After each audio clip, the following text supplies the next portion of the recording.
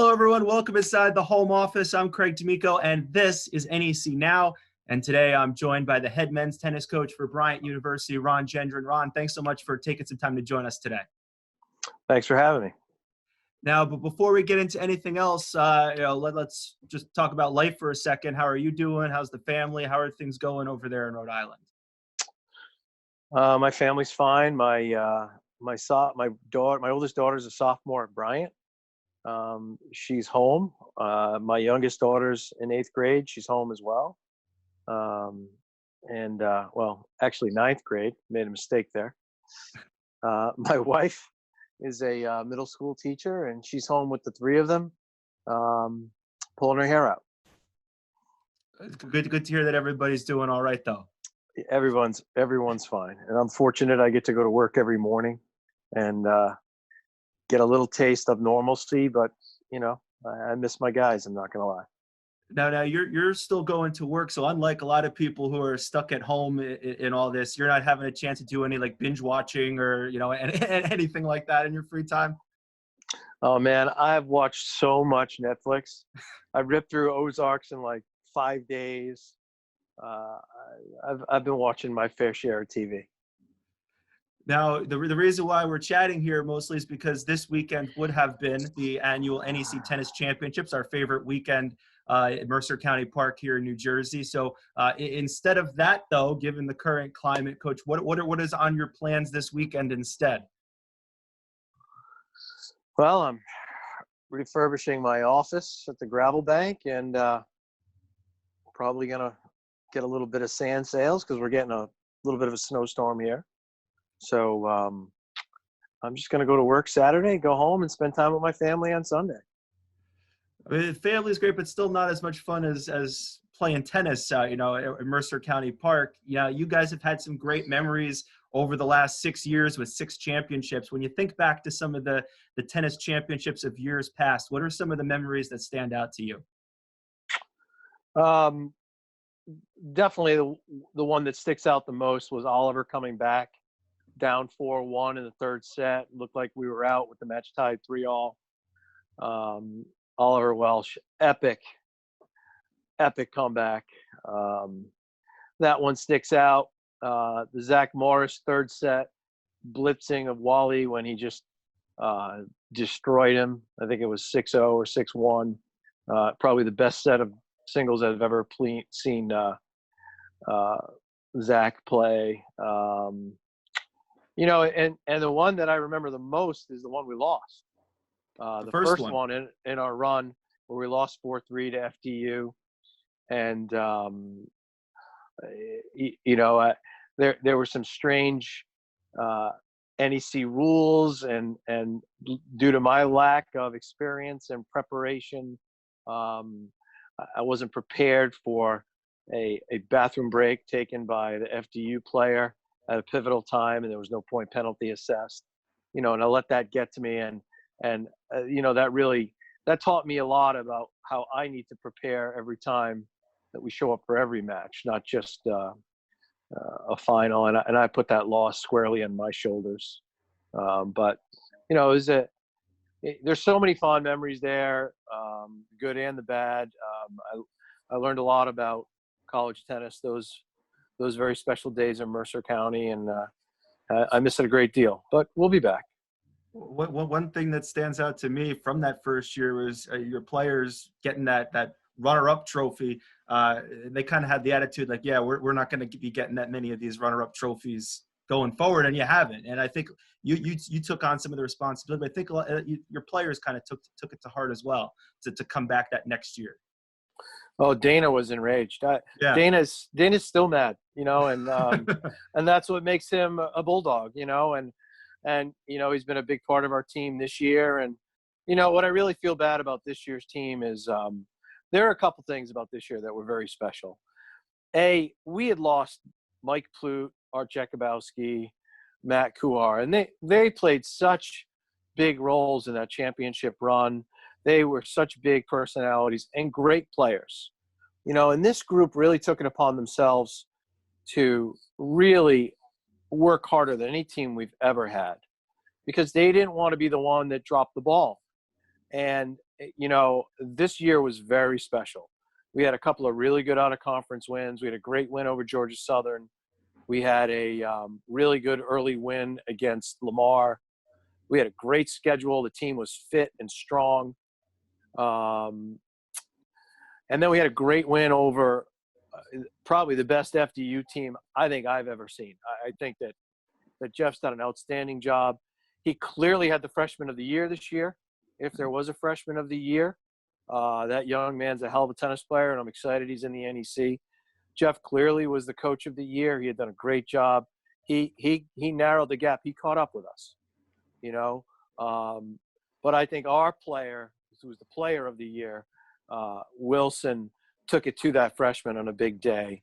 And then Guido stepped up and beat another very good player, Mehdi. That was just a great match. We saw some brilliant play out of a lot of kids. Ivan for FDU has had a spectacular year. And I mention these kids, because I think that they're getting, due to no fault of their own or the conferences, they're getting slighted, and Jorge for us, Nick for them, another great match. Nick Lorenz played outstanding. It was just a great match, and probably what would have been, I think, the best NEC final as far as level of competitiveness. Not to take away from any of the other ones. Like I thought last year's match was great. Wagner came out and really pushed us, and their crowd was fantastic. But I really think that this year's final, if FDU and Bryant would have been fortunate to get there, could have been the best one we would have seen in a while, because I think those two teams are the best they've been in a while. And that, I believe, was the last match that you guys had right before things were paused. You guys were getting ready for matches, that weekend back there in March. But some of the guys that you just mentioned in particular, it's not easy to replace a future NEC Hall of Famer like Matt Kuhar. But maybe it was easy for you guys, because Wilson came in, has had a great year. You mentioned Guido was having a sensational senior season. In particular for those two guys, what did you see out of them over the course of the year so far? Well, I don't think you can exclude Jorge in that list too. Sure. Jorge had an amazing season as well. I think we saw maturity. I think that we saw the benefit of opportunity of getting in the lineup. It's easier to replace the guys when you have guys behind them that can play. It's hard to replace them when you don't have guys, which is what FDU did. FDU went out and added some big players. When you bring in a freshman and he plays one, and you have a former guy like Nick, who was a good one playing 3 or 4, it's quite obvious that you've done some good coaching and recruiting.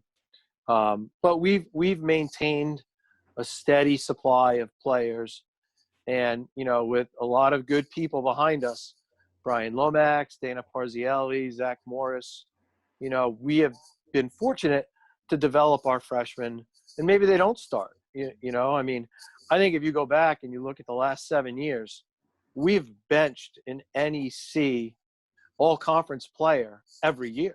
Yeah. I think that's my best stat. That we've actually benched.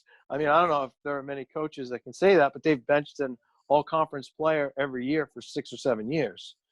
And it's not that we've benched them. It's just that at that time, come the NEC final, we are playing our best lineup, period. There's no favoritism. We play the best player we have.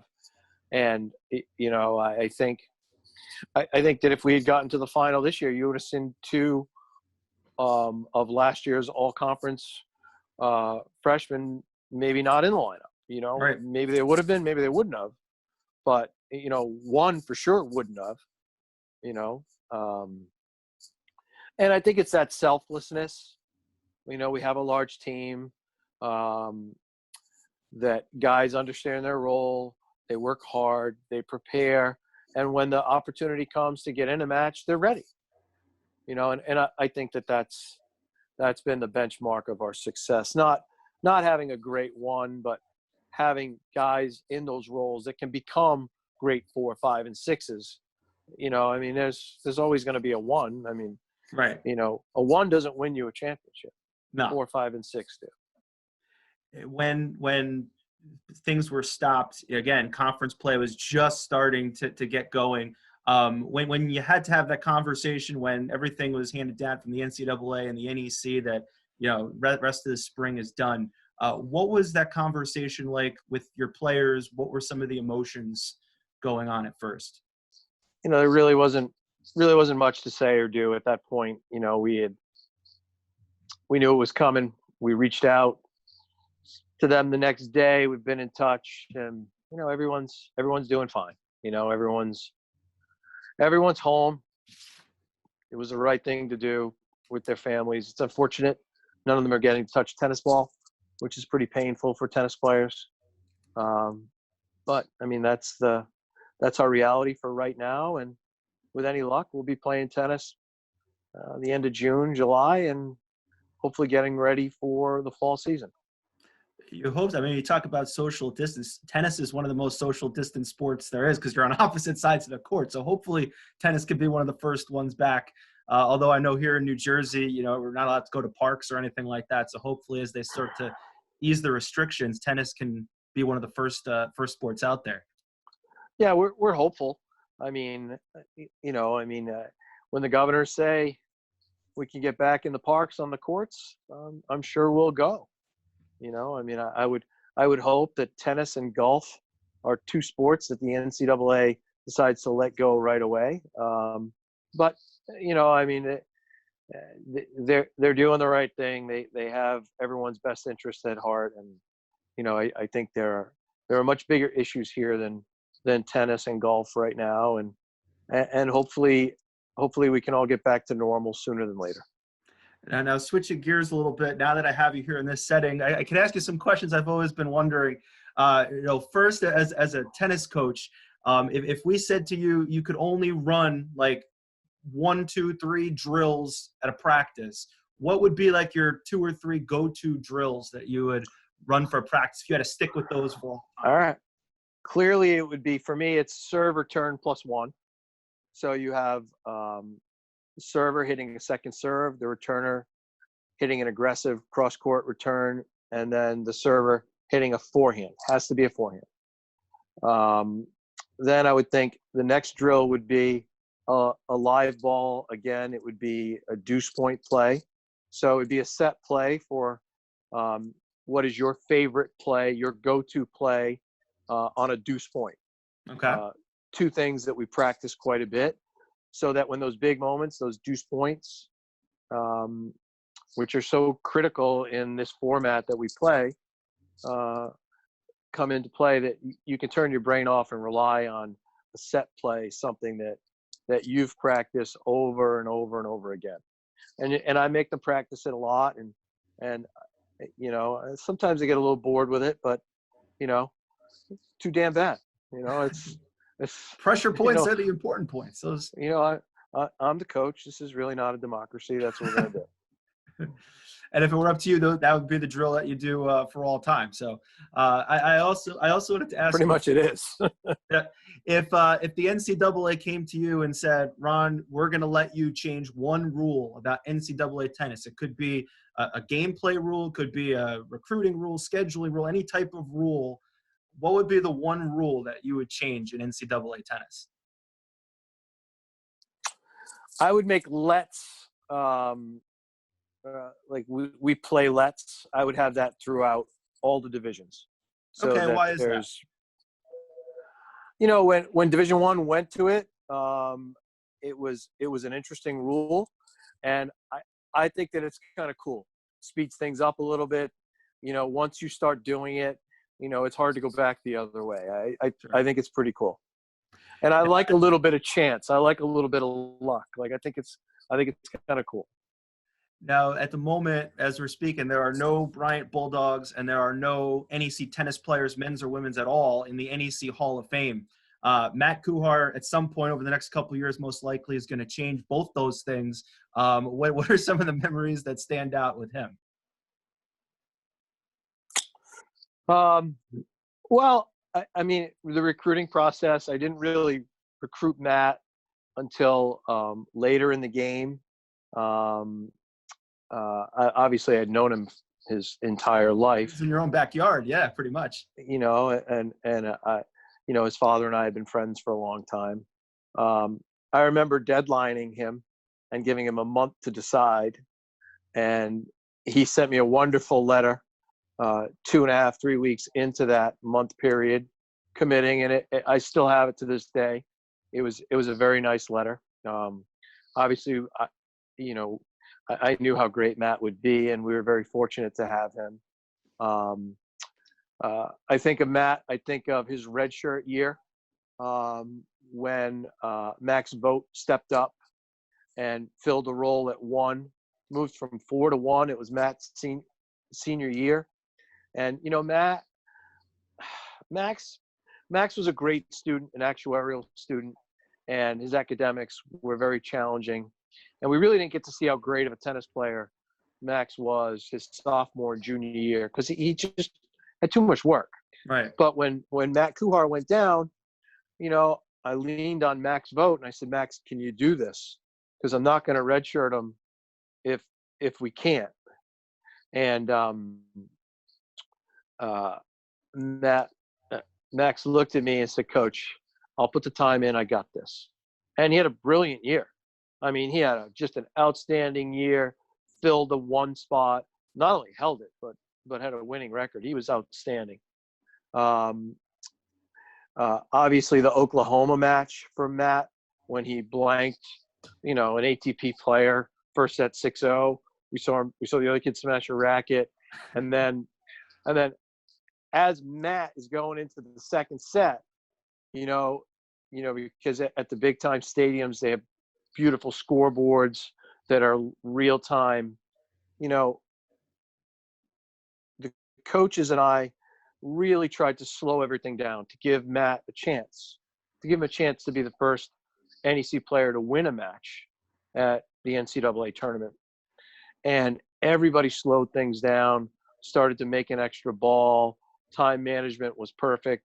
And then we saw something that's never happened in the NEC. We saw Michael Plute win a second set at the NCAA tournament. I think Oklahoma was the defending national champ or got into the finals the year before. That year they ended up losing in the Sweet 16. But, still, we're talking about, the elite of the elite. Yep. And for that given moment on that given day, we hung in there for about as long as you could, and, Matt giving the guys belief that they could do great things was just really special. And then, this year, him inspiring them by not being there was truly special because they really didn't want to be the group that dropped it, so, every day I would push them and goat them and say, you guys don't want to, we can't be the group that lost because Matt wasn't here, and it was just, and it was just, what an imprint he left on the program. There's just so many fond memories, and, this is his home base, so we still see him, he's around, he's training, it's just a great opportunity to have him come back and hop in once in a while. It's just outstanding. And one of the truly great things about the Bryant program, all these guys that we're talking about from this run over the last 6 years, they don't leave. They still stick around. We see them all the time at the NEC tournament and obviously during the year up at your home court. So it truly is a Bulldog family. And now looking forward to, whenever we get back to tennis, hopefully 2021, what's in store for the future of the Bulldog program? How do things look going forward? Well, it is a family. I think we've had 6 or 7 sets of brothers play for us, which is really cool. Right now we have Nick Lorenz on the team. Mike Plute had just been around because he had done a grad school year at Bryant. But what's in store, we have a really nice recruiting class. We have a local boy, Seppa Rossi, who is probably one of the most gifted players I've ever seen. If we can get him to work a little bit harder, he's going to be special. We have 2 Diegos, because you know how I love to have guys with multiple names. One from Texas and one from Peru. Diego from Texas is an outstanding doubles player, wonderful young man. Diego from Peru, Diego Serra, just an outstanding athlete, clay court player, big, strong. I think he should fill the role of, the loss of Guido, possibly in a couple of years. Another freshman that we didn't get to see much this year was Teague Berger. Outstanding competitor, probably one of the chippiest players we've had since Dana Parzielli. Definitely of that caliber, kind of grittiness. Definitely is going to rattle some cages at the NEC tournament in the near future. So, I mean, our future's good, but we've seen Sacred Heart step it up a little bit. We've seen FDU definitely improve. So NEC men's tennis looks really pretty good, and we're going to have to wait another year to see how good it has gotten. I think that's when it's at its best, when it's super competitive, and you go into a weekend and you're not quite sure. You think you know how it's going to go, but you're not 100% sure. I mean, that's when we've seen those 4-3 matches that you guys had those first couple of years. I mean, that's when it's been at its most fun. Yeah, well, I don't know. It's kind of fun to win 4-0. I'd take the 4-0 wins. Some of those 4-3 wins and loss have, they've taken time from my life. I don't need. I'd be happy. Fun is 4-0. As an observer, it's fun. As the coach, I'm sure it's the complete opposite. Yeah, well, I mean, we saw a 4-0 last year with Wagner. That was a lot more competitive. And, absolutely, the thing is, like, a lot of those 4-0, 4-1 wins, they're still very competitive. When you get into a final, it's always competitive. There are very few times, I would say probably 2 years ago may have been the least competitive of the bunch. And even that was very competitive, because you're only going to, if you take the doubles point, then you're only going to get the 3 matches that are up. Those other 3 matches you could be losing. Right. And it never gets recorded, which is usually they're either losing or they're close. So, I mean, it's they're always competitive and they're always fun. And before I let you go, I do have to ask about this. I'm a big follower of yours on social media, and one of the things I noticed is the Gendron Bunny that was on Instagram, especially here over Easter. All right, well let's break that down. It is not the Gendron Bunny. Okay. It is now, but that was the team bunny. Okay. I had to adopt the team bunny when the boys were sent home. So the bunny is just an abandoned bunny that has taken over my house, and quite frankly, he's a terrorist. He is ferocious. Oh, he's brutal. He's brutal. Boots is his name, and he's a monster. Well, God bless you for taking care of that bunny, and taking on that challenge. And usually when we have these interviews this time of year, after it's done, you go off and they give you a trophy. Unfortunately, we don't have a trophy for you this time at the end of our interview, but if all goes well, hopefully we could meet up again in person next year, this time, Mercer County Park, New Jersey, and try to battle for that trophy again next year. Well, trophies are nice, but right now what's important is our guys are all healthy. NEC tennis is going to be just fine, hopefully the presidents all make the right choice, a well-educated decision, and with luck, we'll be playing tennis in the fall. Absolutely. Coach, thank you so much for your time. Be well, be safe, and thank you so much for joining us here on NEC Now. Thanks, buddy. Take care. Stay safe. You too. Thank you.